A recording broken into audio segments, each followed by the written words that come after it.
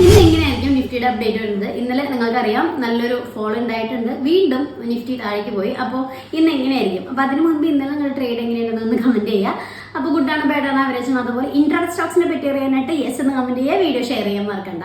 അപ്പോൾ യെസ് എന്ന് കമന്റ് ചെയ്യുക. അപ്പോൾ ടുഡേസ് നിഫ്റ്റി അപ്ഡേറ്റ് തയ്യാറി ഇന്ന് കാലത്ത് ഒരു 8:15 ജനുവരി 7th ആണ്. അപ്പോൾ ഇന്നലെ നിഫ്റ്റി ക്ലോസ് ചെയ്തിരിക്കുന്നത് 23,614. ആ ഒരു 200 ഡേയ്സ് EMA എന്ന് പറയുന്നത് 23,700 എന്നുള്ളത് ക്രോസ് ചെയ്ത് താഴേക്ക് വന്നു. അപ്പോൾ അതിന് കാരണം നിങ്ങൾക്കറിയാം, ആ ഒരു HMPV വൈറസിന്റെ ഒരു ആശങ്കയും അതുപോലെ തന്നെ രൂപയുടെ മൂല്യം കുറയുന്നതൊക്കെ അതിന് കാരണമായിട്ടുണ്ട്.